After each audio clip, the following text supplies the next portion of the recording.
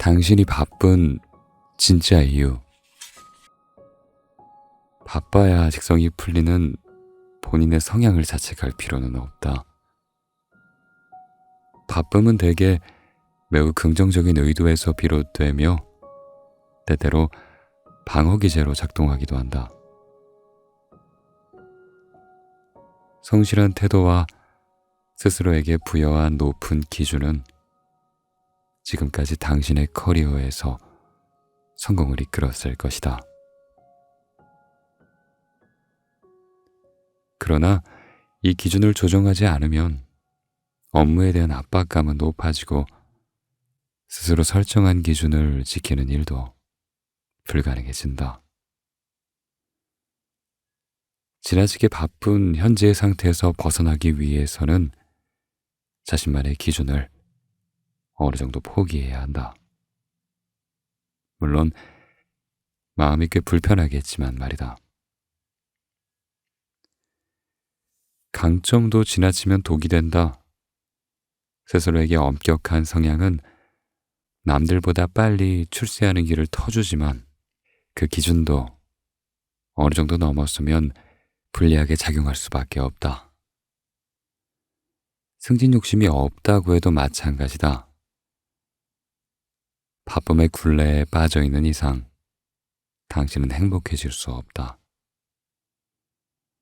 아마 당신도 뭔가 잘못되어 있다고 느낄 것이다. 그렇지 않았다면 이 책을 읽을 이유가 없다.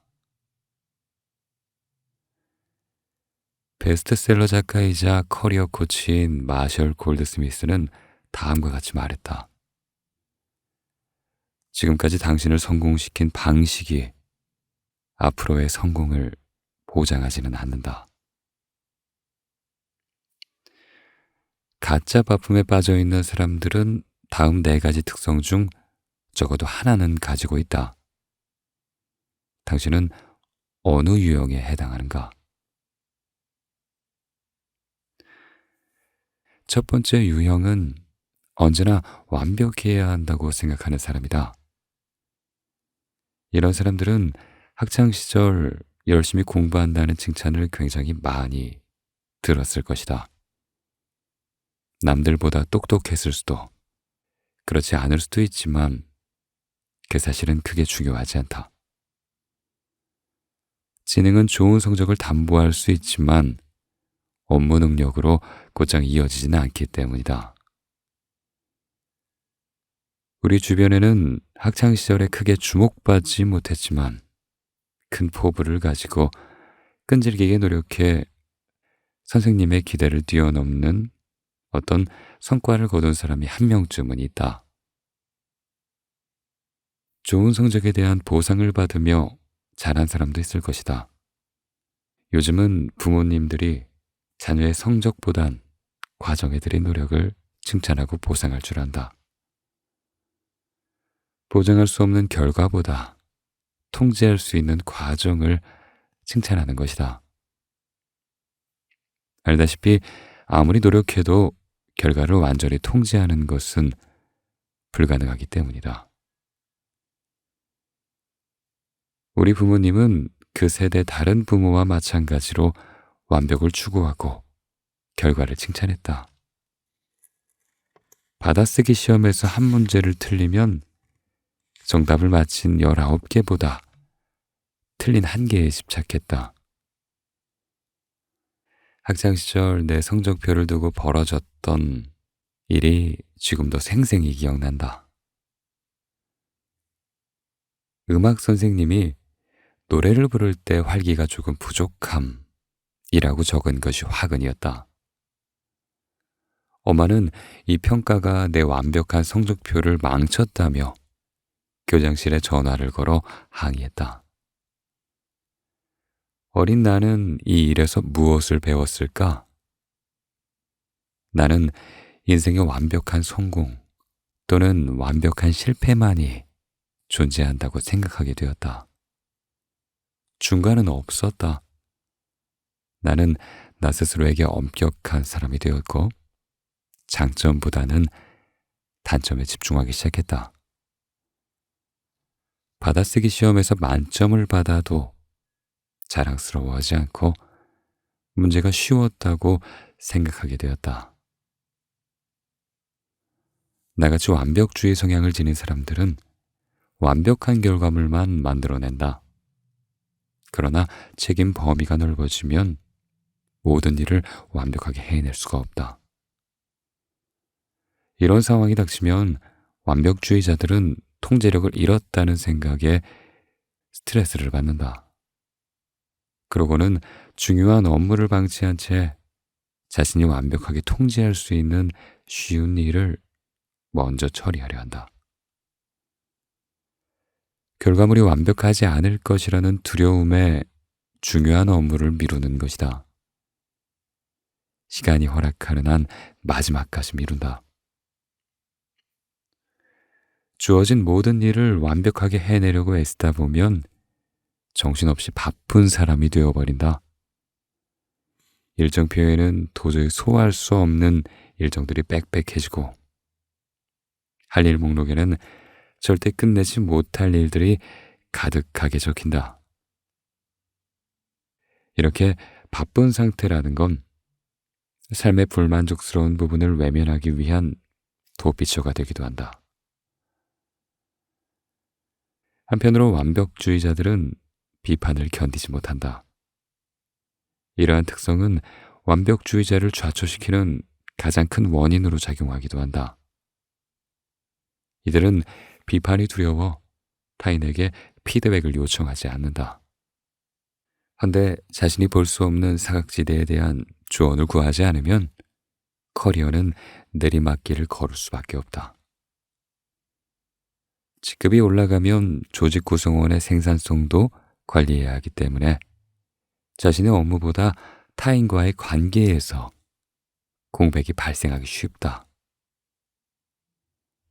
리더십에 관련한 책 옳은 것과 그른 것에서 켈로그 경영대학원의 가터 캐스트 교수는 방어적인 태도가 배움과 발전을 저해시킨다고 설명했다. 이는 많은 이들의 커리어를 정체시키는 공통적인 요인이다. 당신이 바쁜 진짜 이유 두 번째 이유는 일을 남에게 맡기지 못하고 직접 해야 직성이 풀리는 것이다. 당신은 실무에 매우 강하고 업무 처리 능력 또한 뛰어나고 고성과자이다. 언제나 주도적으로 일하며 목표를 달성한다. 늘 깔끔한 결과물로 신뢰를 받는다. 동료들보다 더 많은 업무를 담당하고 오랜 시간 일하며 최선의 결과를 위해 자신을 끝까지 밀어붙인다. 굳은 일도 마다하지 않는다. 이러한 평판을 바탕으로 당신은 성공을 거두고 승진해왔다. 당신에겐 중요하지 않는 일이란 없으며 항상 기꺼이 맡아 완벽하게 해낸다. 성격적 특징, 자기관리 능력 등 개인 역량은 사회적 성공에 큰 역할을 한다. 바쁨으로 점철된 사람들 중에 성공을 거둔 사람을 보면 동기부여, 절제력, 추진력과 포부 등에선 굉장한 강점을 보이지만 집중력과 우선순위 선정 능력, 체계화 능력은 상대적으로 부족한 면을 보인다. 대인 역량은 개인의 역량 못지않게 큰 역할을 한다. 대인 역량은 타인과 함께 일하고 그들에게 영향력을 발휘하는 능력이다. 다른 사람들을 관리한다는 건 그들을 통해 결과를 내야 한다는 뜻이기도 하다. 바쁜 사람은 속도를 늦출 수 없다. 이들에게는 타인의 말을 경청하거나 함께 발맞춰 걸어갈 시간이 없다. 목표 달성에만 매몰되어 미래를 바라보면서 전략적으로 생각할 시간도 당연히 없다. 이들은 안전하다고 느끼는 세부적인 업무부터 그것부터 하다 보니 큰 그림을 완전히 놓치기도 한다. 공급망 관리 매니저 알레산드로의 사례를 보자. 그는 자신이 맡은 프로젝트에 대해서라면 사소한 것도 놓치지 않는 꼼꼼함과 뛰어난 협상 기술로 빠르게 승진해왔다. 그러나 리더가 된 후 팀원들에게 받은 점수는 정말 형편없었다. 팀원들은 시간을 지나치게 잡아먹는 프로젝트에 커다란 부담을 느꼈다. 무엇보다 프로젝트 준비에 그렇게나 많은 시간과 노력을 들여야 하는 이유를 쉽게 납득하지 못했다. 설상가상으로 서로 충돌하는 프로젝트들까지 생기기 시작했다. 이는 전형적인 조직문화적 바쁨의 사례다. 현장의 팀원들은 상황을 정확히 파악하고 있었지만 알렉산드로는 그들의 말을 듣지 못했다. 마침내 직원들의 말에 귀를 기울이기 시작하니 알렉산드로의 눈에도 문제가 명확하게 보이기 시작했다. 알렉산드로는 우리가 달성하는 목표는 무엇인가? 라는 질문을 중심으로 일부 프로젝트를 먼저 추진하고 나머지는 보류한 다음 동력을 재구축했다. 이렇듯 가짜 바쁨은 사회적 성공과 관리자로 승진하는 데 방해 요소로 작용한다. 관리직을 택하지 않고 직무 전문가의 길을 걸을 수도 있지만 그래도 늘 혼자 일할 수는 없다. 일하는 동안 우리는 타인과 협업하며 영향을 주고받는다. 일을 제대로 하지 못하면 업무는 지연되고 만다. 모든 일을 직접 해야 직성이 풀리는 사람은 늘어나는 업무와 책임에 점점 압도되어 좋은 기회가 와도 버겁다는 생각에 마다하기에 이를 것이다.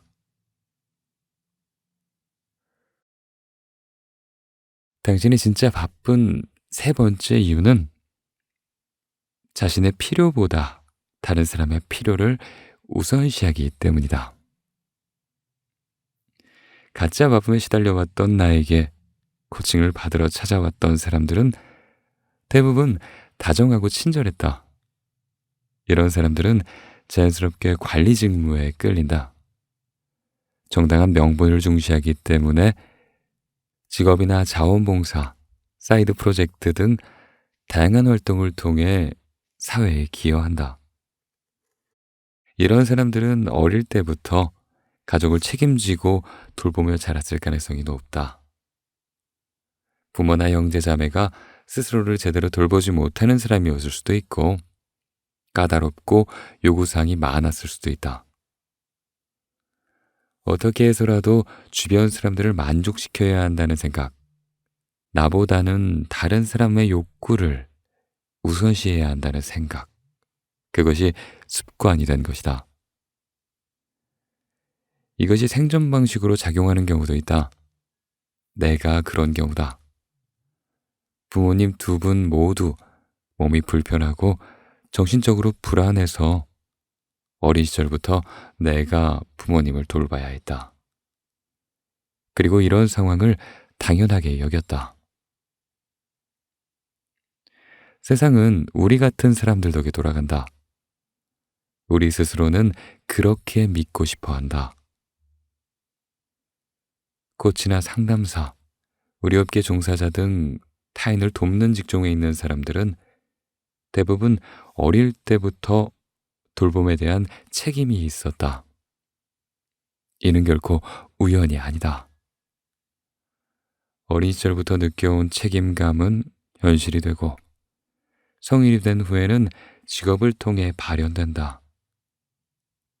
자신이 처한 상황과 세상의 이치를 동일시하고 우리의 존재 목적은 타인을 돌보는 것이라는 메시지를 내면화한 결과다. 이런 사람들의 특성을 공동의존증이라고 말한다. 문제는 이런 사람들이 점점 더 많은 일을 맡게 되고 결국에는 모든 요구에 대응할 수 없는 지경에 이른다는 점이다. 경계를 설정하지 않는 사람들이니 당연히 과부하에 걸린다. 공동 의존자들은 도저히 불가능해 보이는 상황에서도, 심지어 상대가 원하지 않는 상황에서도 모두를 만족시키려 한다. 당신은 모두의 생일을 기억하는 사람인가? 당신은 다른 사람들의 업무를 돕느라 늦게까지 남아서 일하는가? 아니면 다들 망설이는 프로젝트에 지원하는가? 회의가 끝나면 늘 남아서 컵을 정리하고 있는가? 또 이런 배려에 대한 인정이나 보답이 없어서 늘 서운하진 않은가? 늘 열심히라고 칭찬받는데 정작 승진에서는 뒤로 밀리지는 않는가? 종종 견딜 수 없는 스트레스로 휴가를 내지는 않는가? 집안일을 혼자 다 맡지는 않은지? 자녀의 학교에서 학부모의 운영진으로 참여하지 못하면 괜시리 눈치가 보이지는 않는지? 이런 질문들에 해당 사항이 많다면 당신은 공동 의존적인 성격을 지녔을 가능성이 매우 크다. 공동 의존적인 사람은 상대의 인정을 구하면서도 자신이 원하는 것을 요구하는 데는 서툴다. 성과를 내고 생산성을 유지하기 위해서는 피드백이란 과정이 필수다. 하지만 공동 의존적인 사람들은 비판적인 피드백에 과민하게 반응하기 때문에 피드백 요청을 망설인다. 이들은 종종 자신의 정체성과 업무 수행 능력을 동일시해서 일이 잘 풀리지 않으면 이성적인 판단 능력을 잃는다. 일하는 도중에 발생하는 크고 작은 실수는 불가피하다. 실수에서 배우는 교훈도 종종 있기 때문에 때에 따라 실수를 장려하기도 한다. 그러나 공동 의존자는 실패를 견디지 못한다. 아, 발표를 망쳤네. 내 인생은 끝이야. 라고 생각한다. 이들은 완벽하게 해내지 못하는 위험을 감수하고 싶어 하지 않는다. 안전지대 안에서 리스크 대신 중요도 역시 낮은 일에 반복적으로 매달리며 심리적 안정을 찾는다. 이들은 이바르처럼 저기 혹시 내가 뭐 해줄 거 없어? 라고 물으며 보이지 않는 곳에서 기꺼이 일한다. 약속 빠른 이들은 공동 의존자의 이러한 특성을 이용하고 공을 훔친다. 공동 의존자 덕에 승진한 동료들이 도움에 감사하다며 넌지시 언급할 수는 있지만 어쨌거나 승진은 그 동료의 몫이다. 이런 동료들은 당신을 늘 자기 곁에 두고 싶어하며 심지어 팀을 옮길 때 당신을 데려가고 싶어 하기도 한다. 남을 도와 호감을 사는 것에서 보람을 느끼는 당신의 욕구를 충족하는 행동이다. 공동 의존적 행동을 바람직한 것으로 배우며 자란 세대도 있다. 나는 아일랜드 웨스트 코크 지역의 밴든이란 작은 마을에서 자랐다. 그곳에서 걸스카우트 브라우니대로 활동하며 요정 브라우니에 대해 배웠다. 이 꼬마 요정들은 모두가 잠든 시간에 집안에 몰래 들어가 집안일을 하고 난로에 장작을 넣어 불을 피우고 아침 식사를 준비한다. 그리곤 누가 보기 전에 어디론가 날아가 버린다. 이 어린 소녀들은 브라우니 이야기를 통해 선행에 보답을 요구해서는 안 되며 수동적이고 이타적인 사람이 되어야 한다고 배웠다. 먼저 나서서 요구하면 보답을 바랄 수 없다는 것이다. 이런 메시지는 남에게 치이고 이용당하는 데 지쳐 정신을 바짝 차리겠다고 결심할 때까지 우리 잠재의식 속에 끈질기게 남아있다. 자, 커피라도 한 잔 마시고 정신을 바짝 차려보자. 당신이 내린 커피를 주위 사람들만 마시라는 법은 없지 않은가? 무리해 가면서까지 다른 사람들을 도우려는 마음을 줄이고 손을 명확히 그어야 한다. 멜로디 비티는 자신의 책 공동의존자 더 이상은 없다에서 뭘 해드릴까요? 라는 말 대신 뭐가 필요하신가요? 라는 표현을 사용하라고 제안한다. 미묘한 차이지만 어투를 이렇게 바꾸면 상대의 문제를 떠안는 것이 아니라 적절한 도움을 주었다는 의미가 되기 때문이다. 한번 해보면 생각보다 효과적인 방법이라는 걸 알 수 있다. 이제 우리는 당신이 겪고 있는 가짜 바쁨의 근원적인 이유를 파악했다. 부모를 탓하고 싶은 사람도 있을 것이다. 혹은 잘못된 사고방식을 뿌리째 뽑아야겠다고 결심하는 그런 사람도 있을 것이다. 여기에 모두 해당하지 않는 바쁨의 희생자들, 즉 별다른 심리적 요인 없이 주어진 업무를 처리하는데 어려움을 겪는 이들도 있다. 이런 이들은 다음 범주에 해당할 수 있다. 어떤 것이냐면 바로 열심히 하지만 체계적인 업무 능력이 부족한 사람들이다. 의외로 당신은 그저 일이 너무 많아서 힘든 것일 수도 있다.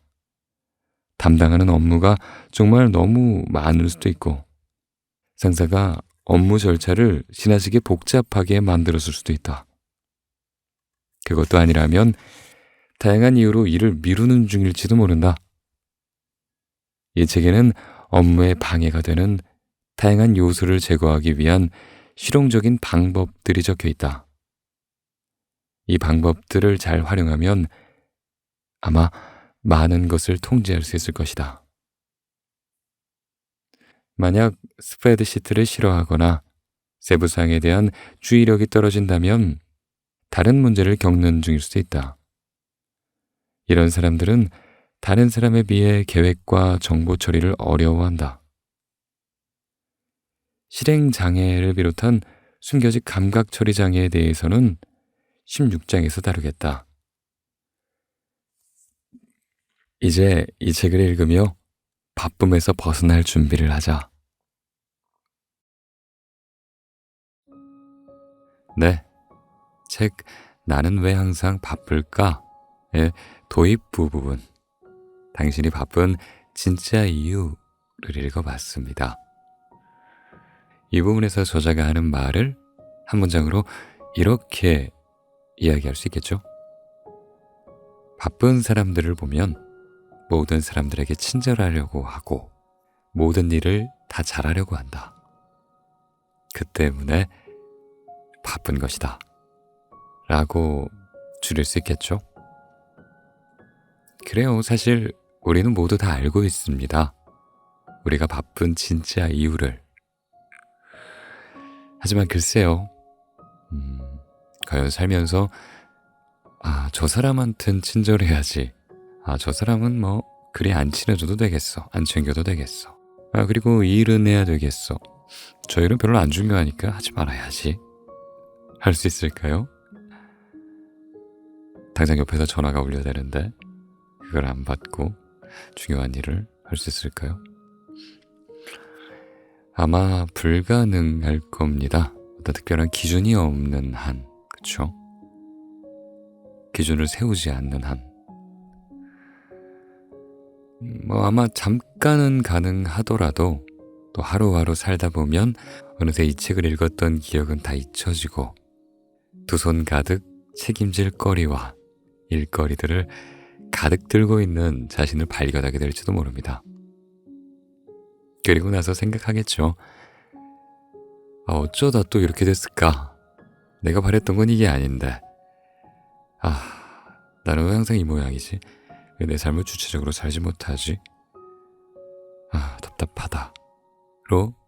돌아오고 말겠죠. 그래요, 저자는 말합니다. 우리가 기존의 방식대로 사는 것이 아니라 내가 이 책에서 제시하는 11가지 해결 방법을 삶에 적용하려 살려고 노력한다면 아마 좀 이전과는 다를 것이다 라고 말해요. 그래요, 우리는 항상 바쁩니다. 그 이유가 완벽주의 때문일 수도 있고 내 일은 내가 해야만 직성이 풀려서일 수도 있고 타인의 부탁을 거절하지 못하는 그 좀 마음씨 때문일 수도 있죠. 그리고 본질적으로 정말 일이 많아서 그리고 그 해결하는 방법을 잘 몰라서 일 수도 있겠습니다. 하지만 우리가 일이 많다고 해서 그냥 죽겠다 이러면서 바쁜 채 살고 있는 건 그렇게 살아가는 건 좀 그렇잖아요. 그렇죠? 삶을 살다 보면요. 우리가 어떤 일이 일어나는 원인을 알게 되면 결과 또한 유추할 수 있는 가능성이 높아집니다. 반대로 그 일이 벌어지는 원인을 모르면 왜 이렇게 되는 거지? 하는 생각만 머릿속에 떠오르고 해결책을 위한 어떤 도구는 집어들 생각조차 못하겠죠. 마치 이런 거죠. 갑자기 살다가 집에 정전이 됐는데 이게 전기 회사에서 어떤 문제가 벌어진 건지 아니면 그냥 우리 집에 가전제품의 누전으로 인해서 전원 차단기가 내려간 건지 아니면 요금이 미납돼서 전기가 아예 끊긴 건지 그 원인을 확실히 모르면 내가 지금 어떤 액션을 취해야 하는지 어떤 해결책을 집어들어야 하는지 알 수 없게 되겠죠. 그렇게 되면 불을 켜기 위해서 시행착오들을 많이 겪게 될 겁니다.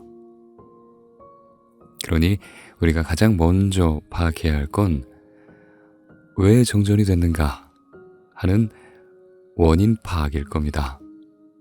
물론 원인만 안다고 모든 일이 일사천리로 다 해결되는 건 아니겠지만 대체로 많은 것들이 원인을 알므로써 인해서 해결되곤 하니까요. 그러니까 매일 반복되는 바쁨을 해결하기 위해서 우리가 던져야 할 첫 질문은 나는 도대체 왜 바쁜가 하는 원인 파악이 되어야 할 겁니다. 그래요. 이 책은 사실 정전의 이유, 그러니까 원인 파악은 된 사람들을 위한 책입니다. 내가 이것 때문에 바쁜데 어떤 해결책을 집어들여야 할지 모르겠다 라는 사람들이 읽으면 도움이 될 만해요. 왜냐하면 이 책의 한 8알이 정신없이 바쁜 사람들을 위한 11가지 해결책을 제시하는 책이라서 그렇습니다. 모든 솔루션이 11가지 모든 솔루션이 다 나의 바쁨의 원인의 해결책은 아니겠지만 그 중에 한두 가지는 분명히 나의 문제에 맞는 해결책일 겁니다. 저도 공감이 되는 부분이 있었어요. 그리고 삶에 적용해 봐야겠다 라고 생각한 부분도 있었습니다. 이 책은 삶의 대부분의 시간을 어떤 사람이 성공하지? 그리고 그 사람이 성공하는 이유는 뭘까? 왜 저 사람은 되게 바쁨에 압도되어 살아가는가? 와 같은 삶의 실제적인 문제를 놓고 고민한 저자가 쓴 책입니다. 그래서 이 책에서 나오는 11가지 바쁨의 해결책들이 굉장히 깊이가 있다라는 생각도 들었고요. 꽤나 구체적이다라는 생각도 들었습니다. 그래요. 11가지 솔루션 중에 제가 가장 중요하다, 뭔가 핵심 같다라고 느꼈던 부분이 하나 있었는데요. 그 솔루션을 읽어드리면서 오늘 이야기를 마치도록 하겠습니다. 나중에 기회가 되신다면 한번 이 책을 읽어보시는 것도 좋은 해결 방안이 되겠네요.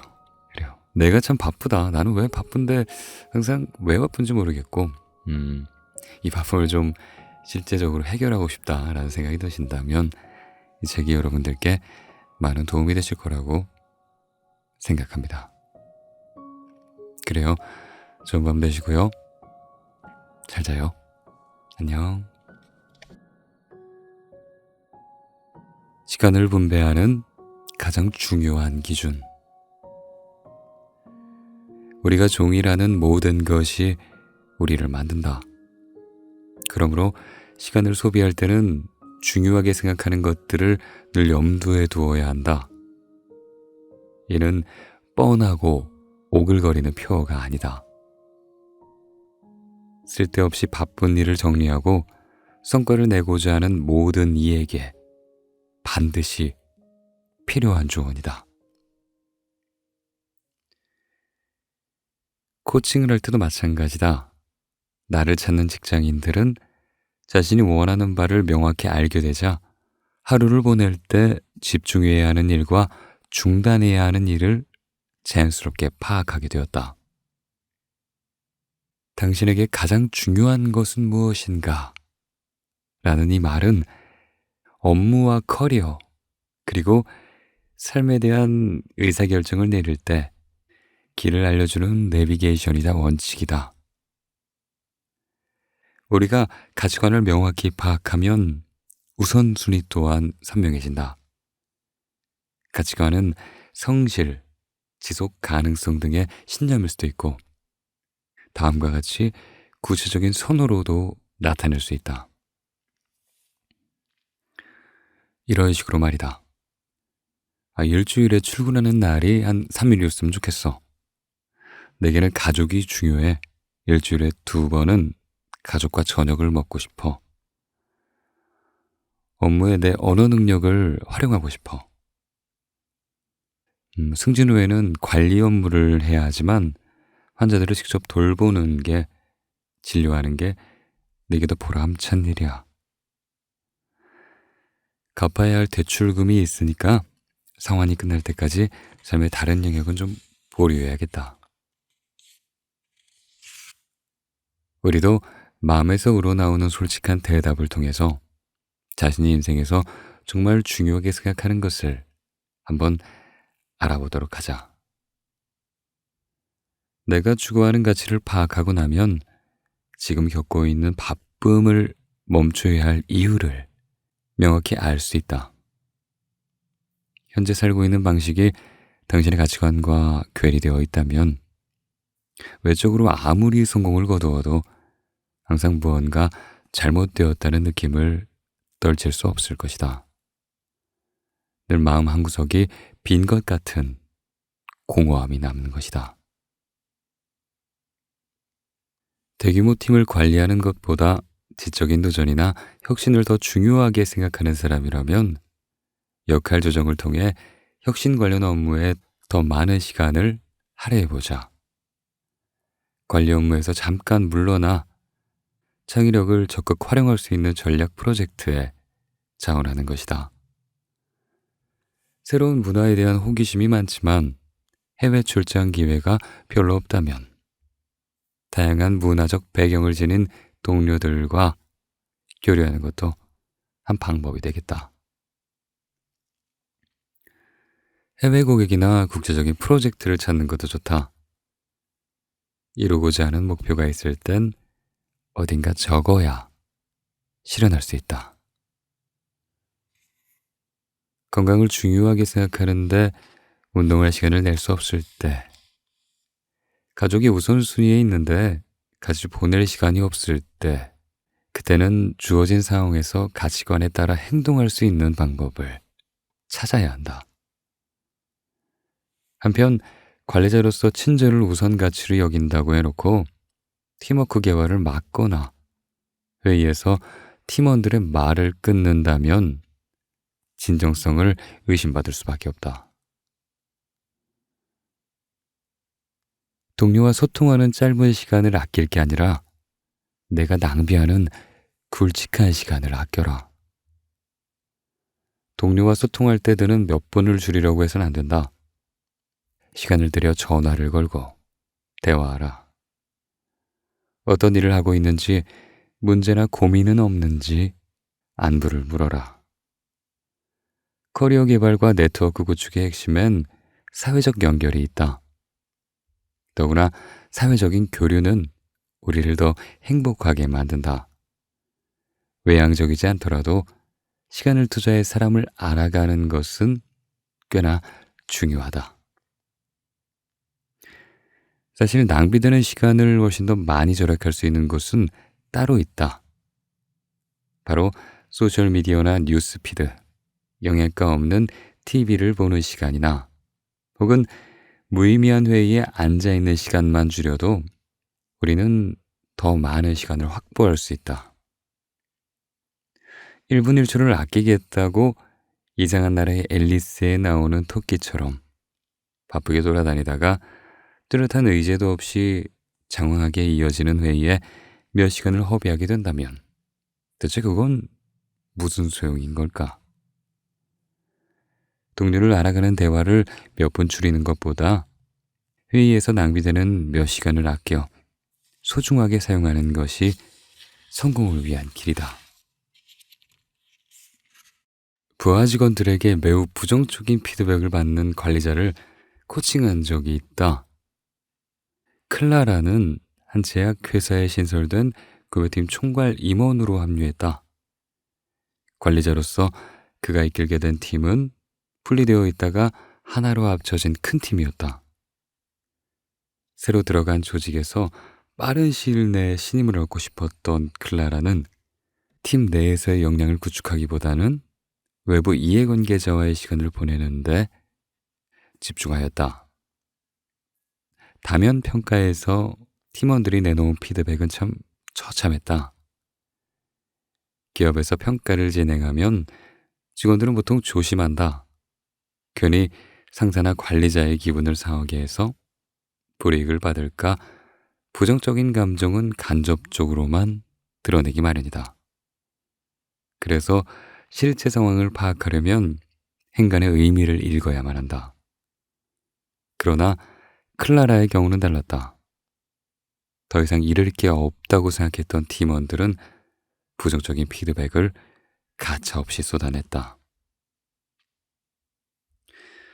한 팀원은 사무실에서 클라라의 얼굴을 전혀 보기 어렵다며 불만을 토로했다.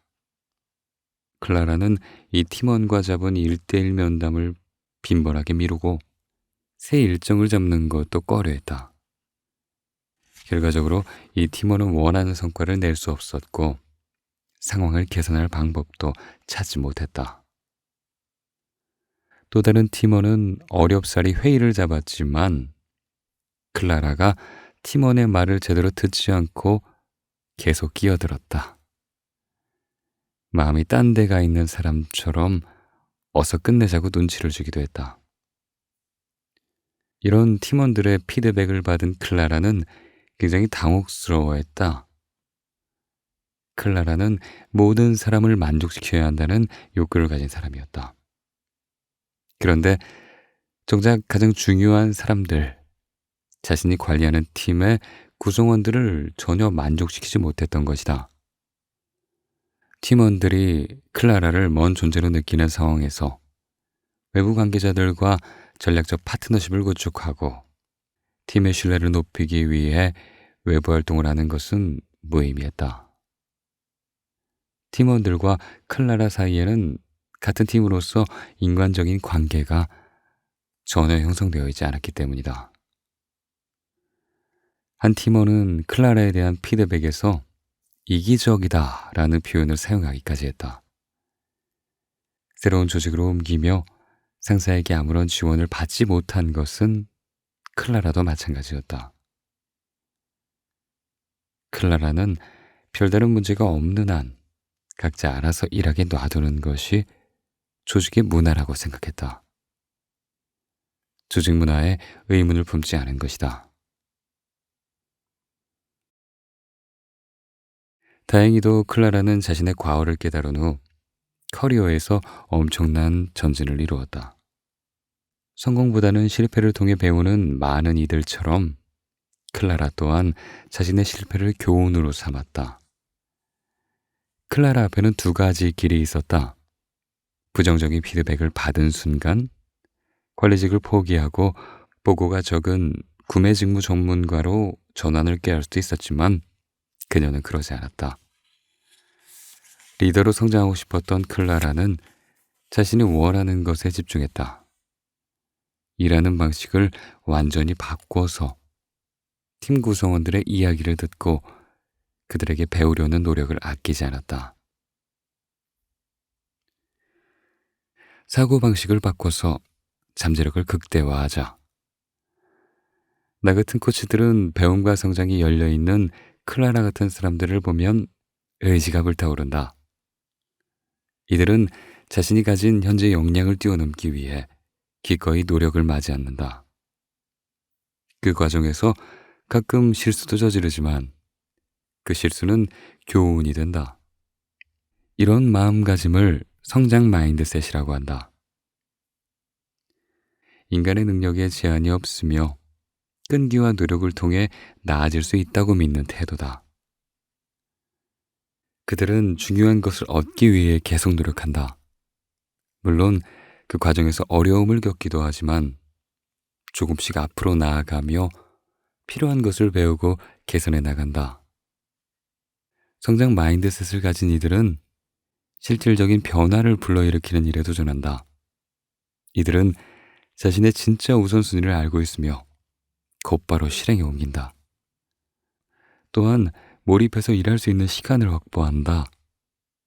고정 마인드셋을 가진 사람들은 불필요한 행동을 반복하며 바빠 보이도록 일한다. 성장 마인드셋을 지닌 이들은 불필요한 바쁨으로 자신의 장래를 망치지 않는다. 이들은 위험을 기꺼이 감수하며 업계에서 불가능하다고 여겼던 과감한 시도로 판도를 바꾸고자 노력한다. 성장 마인드셋은 생산성을 획기적으로 향상시킨다.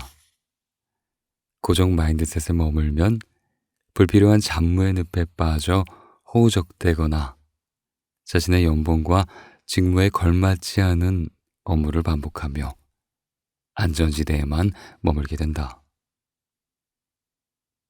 시간 소비 방식은 늘 당신의 개인적, 직업적 목표를 반영하고 있어야 한다. 그 목표들 간의 우선순위도 명확해야 한다. 바로 이것이 이 책의 핵심이자 모든 경영 코치의 근본이다. 대부분의 코치들은 존 휘트모어의 그로우 모델을 활용한다. 그로우는 목표, 현상, 대안, 의지의 앞글자를 딴 것으로 각각 원하는 것, 현재의 상황, 변화를 방해할 수 있는 요소, 변화를 원하는 마음가짐을 의미한다. 코칭을 받는 사람들이 1단계에서 올바른 목표를 파악하고 나면 나머지는 아주 자연스럽게 흘러간다. 목표를 설정할 때 우리가 기억해야 할 사항이 있다. 그건 너무 경직된 목표면 좀 곤란하다는 것이다. 목표가 고정되어 있을 경우 계획이 없었던 좋은 기회가 우연히 나타나더라도 놓칠 수 있다. 경제학자 콜린 캐머러의 연구는 경직된 목표의 부작용을 아주 잘 보여준다. 캐머러는 비 오는 날 뉴욕에서 택시를 잡기 어려운 이유를 분석하는 연구를 진행했다.